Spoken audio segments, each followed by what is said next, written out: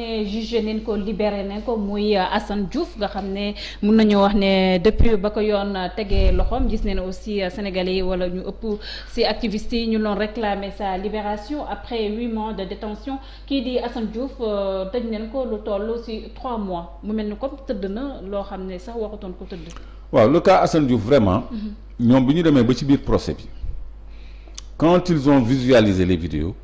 ci la ñu gis ni charge yi ñu ko doon teg ci ndoddam demewul noonu parce que vidéo ça ne ment pas Assane Diouf il a été provoqué chez lui moom moo filmé policier yi di fëgg ci palanteeram en pleine nuit xaw ma fajar à une heure anormale provoqué ko muy wax ak ñoom def direct ñu ñëw bëgg ko génnee il était même en petite tenue dañ ko agressé jusque dans son intimité il était en short c'est des images choquantes Assane Diouf dañ ko yeb ñu jël ko yóbbu ko déféré ko provoqué ko violenté ko yóbbu ko rëbës def nañu lu nekk demande de liberté provisoire bu nekk ñu bañ au moment où Bougazeli ñu jox ko liberté provisoire koo xam ne dañ ko jàpp en flagrant délit ak ñeneen ñoom ñi ñu bëgg a libérer ñu ngi leen di libérer dossiers yi nga xam ne dañ koy étouffer ñu étouffer leen te boo gisee ñu libérer affaire ñu libérer Assane Diouf affaire jeunes yi nga xam ne dañu impliqué woon dans l'affaire de Hiba Thiam tout porte à croire qu'on les a arrangés parce que pour des faits si graves il s'agit de meurtre voilà suivi d'usage de drogue et plus grave il y a un policier qui est impliqué dans l'affaire parce que moom moo génnee ndaw si te kooku rajee wuñ ko de comme ki sukkaloon sëriñam wala ki sukkaloon sëriñam dañ ko rajee ki nga xam ne moo rawale les fils à papa yi nga xam ne ñoo def cette bamboula bi jur usage de drogue dure ak meurtre mais ñooñu c'est voilà ñu condamné leen à quelques mois mais loolu chaque fois ñun dañ ko doon wax fii léegi ñoom bu ñu gisee loolu du ñu mën a appliquer doo mën a appliquer ci rigueur ci Assane Diouf parce que tout le temps ñu ngi naan Assane Diouf dañ ko war a libérer parce que ñii dañ leen 8 mois ñu bàyyi leen. donc tey Assane Diouf est-ce que tey warul sa exiger ci état bu Sénégal mu dàmp ko aussi. mais bien sûr parce que koo xam ne dañ la maintenir 8 mois dans les liens de la prévention nga xam ne présumé innocent nga ba bañ lay juger la preuve bi ñu ko jugé 3 mois lañ ko condamné ñu retenir ko 8 mois ça veut dire que subir na 5 mois de détention illégale yoo xam ne préjudice la bu ko état du Sénégal teg donc am na ay voies de recours yu mu ko war a toppee mais mënuma tëj dossier boobu sans féliciter maître Ciré Clédor Ly parce que man dama ko jege woon ci dossier boobu dama doon dem tribunal muy def ay conférence de presse après les libertés provisoires maintes fois refusées dem na ba CEDEAO te yàlla xam na ni loolu ay moyens la laaj def ay recours yoo xam ni ñoom dañ ci teg tànk parce que ñoom ils n'étaient pas dans le bon droit maître Ciré Clédor daf leen gagné dès le début mais ñoom dañ ko bañ dañu jaay doole donc moom il s'est battu jusqu'à la fin pour son client te par principe la xeex du procès boo xam ne da ciy gagné ay millions mais pour la liberté individuelle pour la justice il l'a fait et il mérite le respect des citoyens. mais au-delà de Assane Diouf Clédor longue détention yi nga xam ne nit ñi dañuy xaar seen ay jugement est-ce que waxuñ see xool tamit parce que ñu bëri ñoom ci cas boobu la ñu nekk te ñu ngi naan prison yi fu mu toll nii dafa bondé de monde. mais xam nga loolu tout le temps ñu indi ay solutions même sur la table mais fi mu nekk nii application ou solution yooyu mooy problème bi mais da ngay xool un Assane Diouf est-ce que jaroon na ñu koy privé de liberté da ngay xool un Boubacar Seye est-ce que jaroon na ñu koy privé de liberté ak ñeneen les petits délits les délits mineurs là est-ce que jar na ñu leen di placer sous mandat de dépôt ñoom dañu envisager woon ñaari solution dañu envisager woon créer les maisons de justice yi créé nañ ko pour désengorger les prisons pour yenn cas yi au lieu muy dem devant le procureur mu dem foofu ñu jéem koo régler à l'amiable et tout ñu créé aussi le juge d'application des peines juge d'application des peines magistrat la boo xam ne mooy xool ci ñi ñu condamné ñan lañ ci mën alléger ñu bañ leen a maintenir dans les liens de la détention mu am soit sanction pécuniaire wala une liberté surveillée parce que liberté surveillée ci sanction la bokk parce que nit koo xam ni mënatoo dem fu la neex mënatoo ñëw fu la neex si tu es régulièrement domicilié par exemple disons quelqu'un qui fait un détournement dans son service détournement d'argent c'est pas un agresseur c'est pas un gangster mais il a enfreint la loi ñu xam ni il a une maison à son nom il habite tel quartier ñëpp xam nañ ko am na élection de domicile li ñuy wax élection de domicile régulièrement domicilié mais mën nañ ko teg ay contraintes def ko interdiction de sortie du territoire avec obligation de présenter chaque semaine ou chaque 15 jours devant le procureur et cetera am na système bracelet électronique sax dafa sore mais il y a des systèmes de liberté surveillée ou de liberté conditionnelle yoo xam ne ça permet aussi de désengorger les prisons donc de toute façon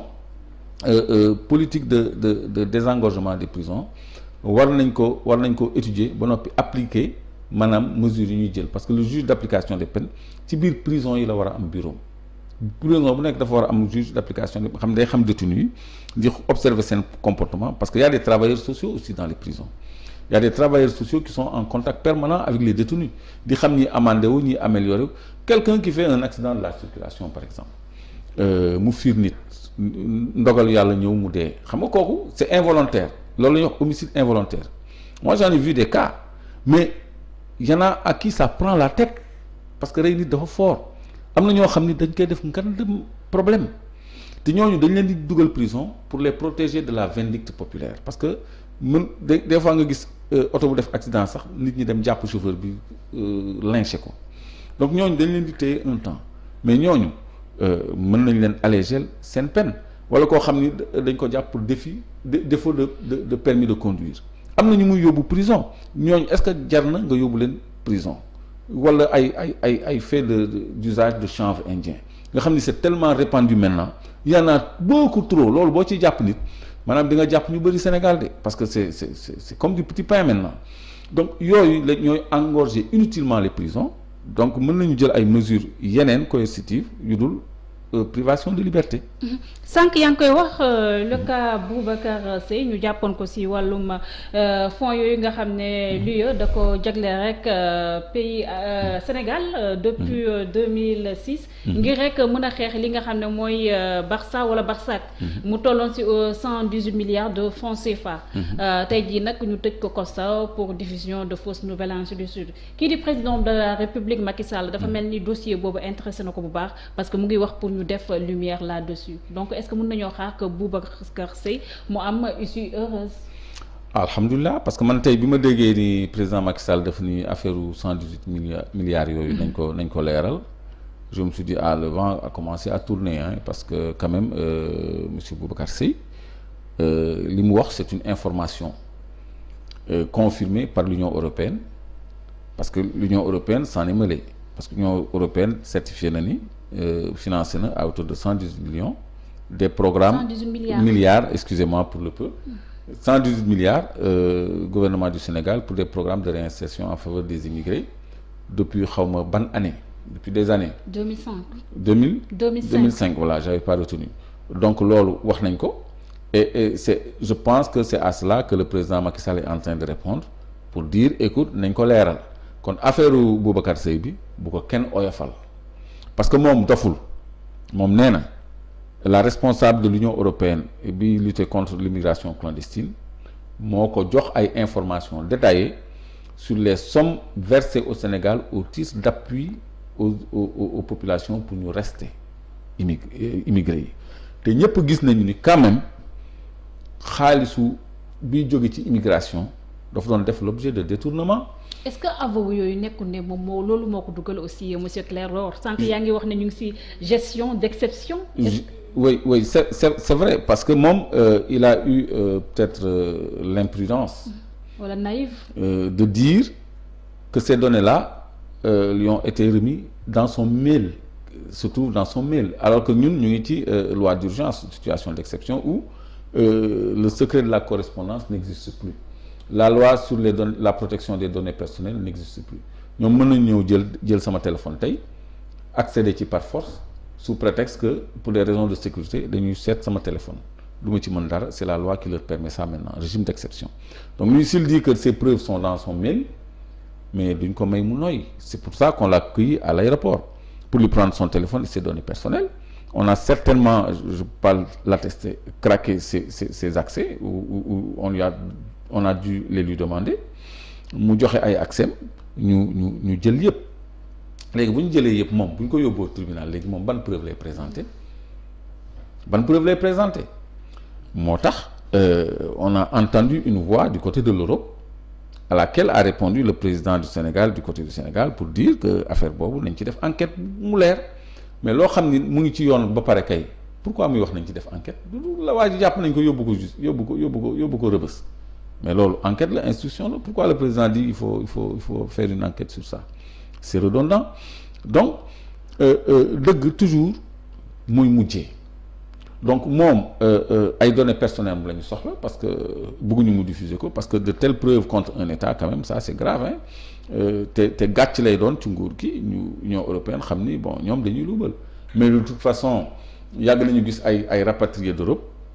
ñëw fii ci télévision yi naan ñoom sandwich lañ leen jox ak 10 000 francs alors que ay milliards la ñu joxe pour seen réinsertion sociale président Macky Sall dem na fi Allemagne négocier ji ay rapatriement de milliers de détenus en Allemagne xaalis bu bëri génn na ci qu'en est-il de cet argent moom na xam ni xaalis yooyu ñun la ñuy lijjanti te ñun ay citoyens la ñu nag madame parce que mënuñu nekk en dehors du débat économique ni de quelque débat que ce soit on a parlé de santé tout de suite de la même façon suñu économie daf ñuy incomber parce que xaalis boobu ñuy jox Sénégal ci turu Sénégal lañ koy jox ci turu contribuable lañ koy jox donc ñun war nañu lijjanti fu xaalis boobu dugg monsieur Boubacar Seye a joué un rôle de vigie citoyenne il a demandé des comptes et il a fait des affirmations maintenant li gënoon a yomb comme li nga ma doon wax moo doon état bi ñëw génnee ay leeral comme ñu Mansour Faye def xaar ba coow li bëri muy doog buñ ko dalee laaj ay facture rek lañ ko doon laaj facture ñun laaj ñu ko sax justificatif ñun ay facture lañ ko doon laaj ay facture moo tax ma ni j'attends de voir defu ko boobu ba tey pour indi coow li gënoon yomb kay moo doon mu génnee facture rek coow li jeex donc pour l'affaire Boubacar Seye aussi de la même façon li gënoon a yomb mooy gouvernement bi génnee ni joxe nañu temps fii la dugg joxe nañu temps fii la dugg wala programme bii lañ ci réaliser xanaa ñoom mënuñu wala lu ñu jàpp mais qu'il le fasse pourquoi un procès j'espère qu'au bout du procès aussi ils vont dire fu ñu dugal dërëm bu nekk et la communauté internationale est là parce que les chancelleries sont là ambassades yi consulats yi ñu ngi fii Sénégal di xam li fi xew yëpp di ko dégg di même bu ñuy def débat ci olof sax ñoom dañuy xam li ñuy wax lan la donc dara umpeetul parce que les missionnaires sont là. interprètes yaa ngi fi aussi. interprètes yaa ngi fi et les Américains là les du corps de la paix ils vont dans les villages dañuy làkk ay mandeng ay pël ay toutes les langues loo wax ñoom dañ koy xam donc ils sont pas parmi nous pour rien.